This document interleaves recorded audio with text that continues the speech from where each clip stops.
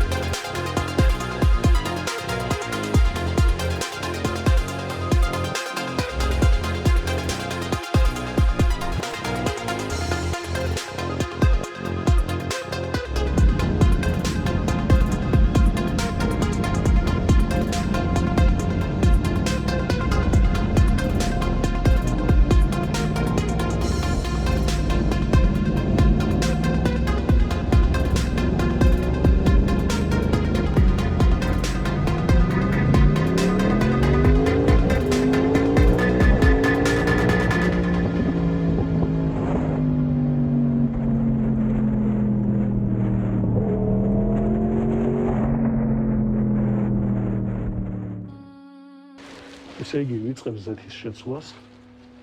ამისათვის მოტო შემოვიყვანე 40-ზე, რომ უფრო თავისუფლად მივუდგე. აი ეს ხარე უნდა მოხსნა, რომ უფრო თავისუფლად მივუდგე.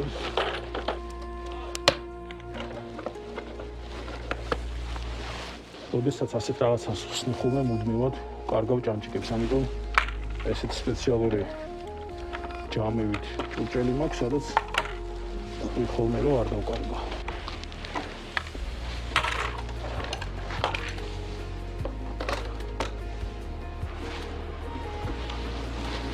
აი ესეც უნდა მოხსნა, იმისათვის რომ ზეთის ფილტრის ადგილს ადვილად მივუდგე.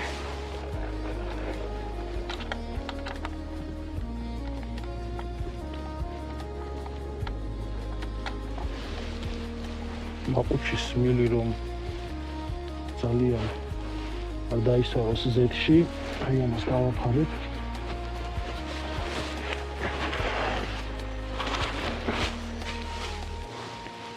აი ეს უნდა მოხსნა და ზეთი ჩამოიღრება. მოვამზადებ ჭურჭელს და ახლა არის განსაკუთრებული სიფრთხილე საჭირო, რომ ეს ყველაფერი თავზე არ გამოსხოს.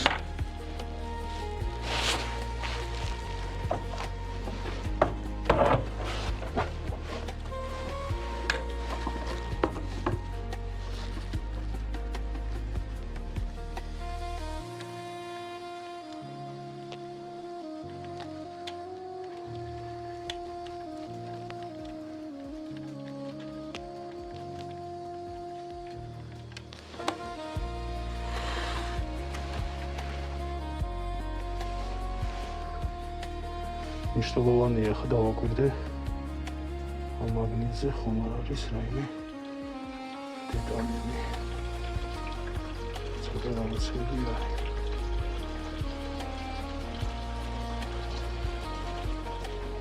ის კარგად მოვავსებთ მე.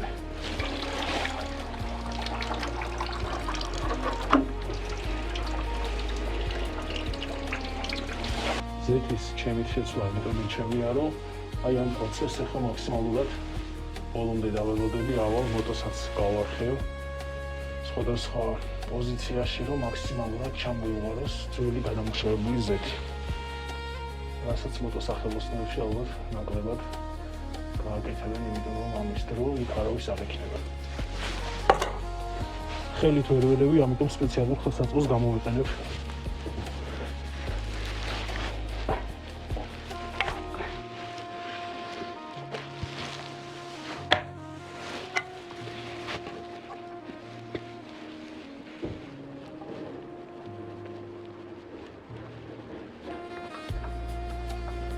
ეს რაიდერიკას YouTube არხია.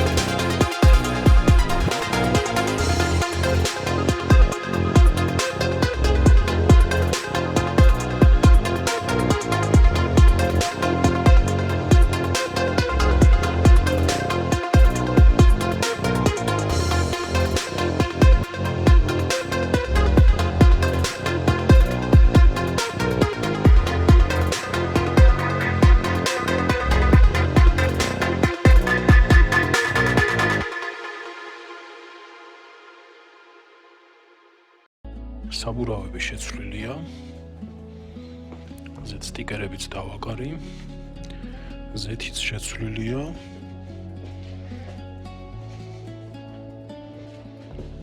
ჯაჭვიც დავბოხე. რაც შეეხება აკუმულატორს, ამ მოდელებში ძალიან მცირე ზომის აკუმულატორი დევს. აი ამ სავარძლის ქვემოთ. ახლა ძველ აკუმულატორს გაჩვენებთ. ამ ყველაფერს რა თქმა უნდა თავის მიზეზები აქვს, იმიტომ რომ ასეთ მოდელებში ერთ-ერთი მთავარი პრინციპი ის არის, რომ აკუმულატორმა არ დაიკავოს დიდი ადგილი, შესაბამისად არც დიდი წონა არ ქონდეს და უშვებენ ესეთი მცირე ზომის აკუმულატორებს. ეს მოყვა, როდესაც ბაიკი შევიძინე, მაგრამ მალევე მწყობრიდან გამოვიდა. შემდეგ შევიძინე ეს full battery აკუმულატორი, რომლის 5-საც ხედავთ და რამოდენიმე თვე იმუშავა. ალბათ ესე 6-7 თვე და რეალურად დღეს უკვე აკუმულატორის გამოსაცვლელია და ამ ყველაფრის მთავარი პრობლემა არის ის, რომ ძალიან ძლიერი და კარგი აკუმულატორია საჭირო. რაც რეკომენდირებულია თავად მწარმოებლის მიერ, ის აკუმულატორი საქართველოში არ იშოვება. შევეცდები, რომ ისევ და ისევ ფიზიკურად დავიარო საქართველოში არსებული აკუმულატორის მაღაზიები და მაქსიმალურად მძლავრი აკუმულატორი შევიძინო. ერთ-ერთი მნიშვნელოვანი მახასიათებელია აი ეს CCA. ამიტომ მნიშვნელოვანია, რომ ესეთი მახასიათებლებით შევიძინო აკუმულატორი, რომ რამოდენიმე დაქოქვა თავისუფლად შეძლოს და არ მომიწიოს ამ ეგრეთ წოდებული პერიმიჭკებით სიარული. ამიტომ ეხლა მე მივდივარ აკუმულატორების მაღაზიებში, უბრალოდ ფიზიკურად წავალ და დავივლი, წერეთლის გამზირზე წავალ ამ შემთხვევაში, იმიტომ რომ ონლაინ რასაც ვეძებდი, აი ამ ზომის აკუმულატორი ამ მახასიათებლებით უბრალოდ ფიზიკურად არ იშოვება. ამიტომ წავალ და დავიწყებ მაღაზიებში ძებნას.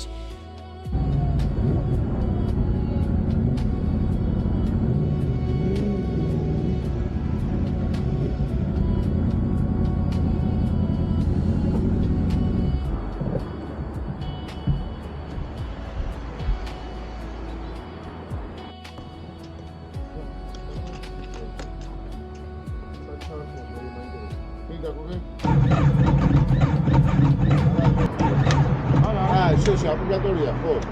აკუმულატორია.